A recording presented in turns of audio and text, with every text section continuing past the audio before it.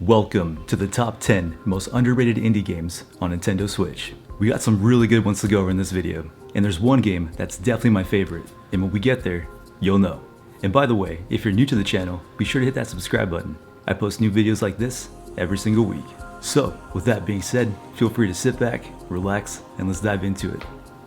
The first game on today's list is going to be Tasomachi, Behind the Twilight. So this is a relaxing and visually stunning exploration game that follows Yukumo, a young adventurer whose airship breaks down in a mysterious, dreamlike world. To repair her ship, she must collect resources from the earth that are scattered across this beautiful and enchanting environments. The game's strongest points are its art style. The world is inspired by East Asian architecture and culture, featuring serene towns, lush landscapes, and glowing twilight skies. The soundtrack complements the atmosphere perfectly, offering calming and melodic tunes. Overall, this game is perfect for those who enjoy relaxing, low-pressure exploration and striking visuals. So yeah, this game is great and definitely falls into the cozy game category, so go check it out. Game number 2 is going to be Paranomasight. So this game is a visual novel that blends supernatural horror and mystery. Set in Tokyo, the game follows several characters entangled in a curse-driven murder mystery. The story is immersive and full of twists, with a unique branching narrative that lets you explore different perspectives. The eerie atmosphere is heightened by its haunting art style and unsettling sound design.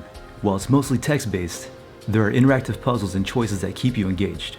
Overall, this game is great for fans of spooky story-driven games who enjoy unraveling mysteries and enjoy a good scare. If you're into horror as well as visual novels, like myself, you're definitely going to enjoy this game. Go check this one out as well. Game number 3 is going to be Risk of Rain 2. So this game is an addictive action-packed roguelike. The game takes the 2D gameplay from the original Risk of Rain and transforms it into a thrilling 3D experience. You play as one of the several unique survivors, battling through alien worlds, defeating enemies, collecting powerful items, and trying to survive increasingly chaotic waves. The gameplay loop is simple, but highly rewarding. Every run feels fresh to random item drops and enemy spawns. The difficulty scales as the time goes on, adding constant tension, and the wide variety of items and character abilities lead you to crazy, overpowered builds. And there's a multiplayer co-op up to 4 players, which makes it even more fun. Overall, this game is perfect for those who love fast-paced combat, strategic item builds, and roguelike progressions. This game is easy to pick up, but hard to put down. Game number 4 is going to be Pinstripe.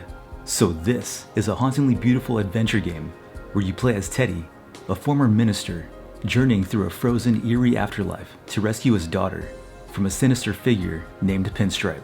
The game combines simple platforming, light puzzles, and emotional storytelling. Its hand-drawn art style and atmospheric soundtrack create a dark yet whimsical vibe.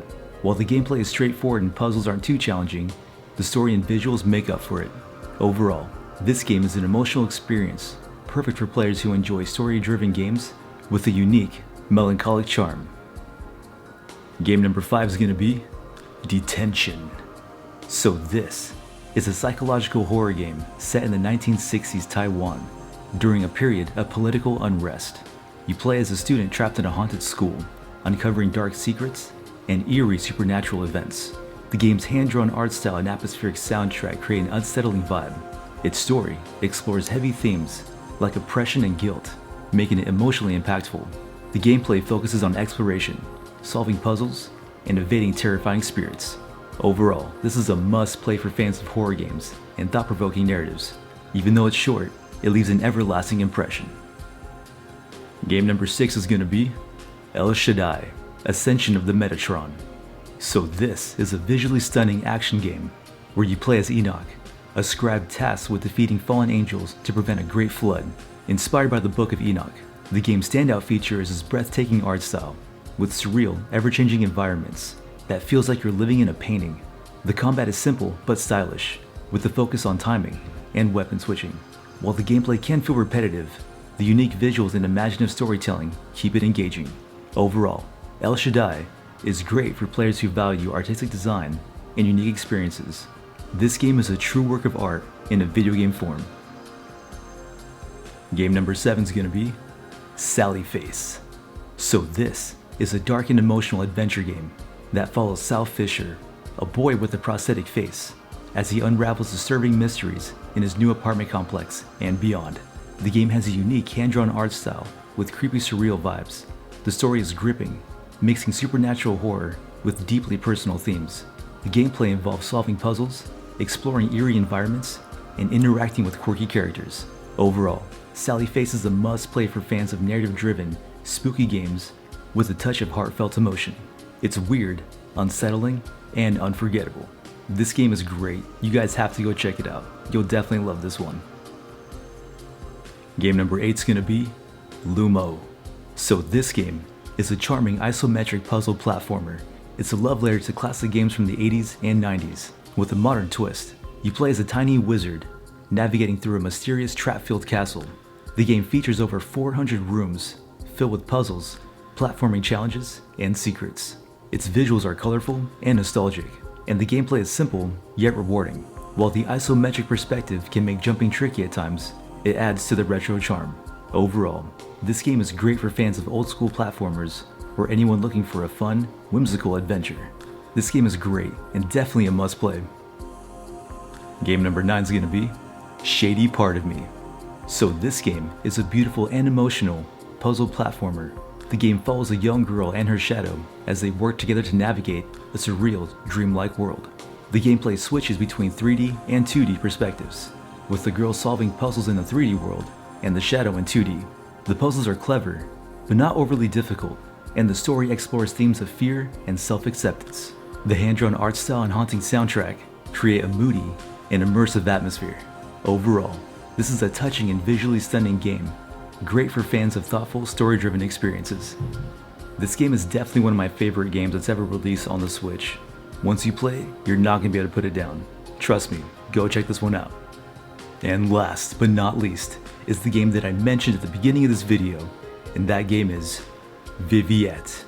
If anyone knows me, they know how much I love JRPGs and horror, and this game is the perfect blend of both worlds. So Viviette is a retro-style horror adventure game set in a creepy abandoned mansion. The game focuses on exploration, solving puzzles, and surviving terrifying encounters. The pixel art is beautifully detailed, creating an unsettling atmosphere that pairs well with the taunting soundtrack.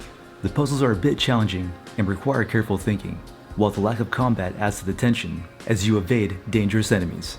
Overall, Viviette is a must-play for fans of classic survival horror and atmospheric puzzle games. Its eerie vibe and clever design make it a memorable experience. So yeah, if you're into horror as well as RPGs, you gotta play this game. You're gonna love it, I promise you. So go check it out. Alright, well there you have it.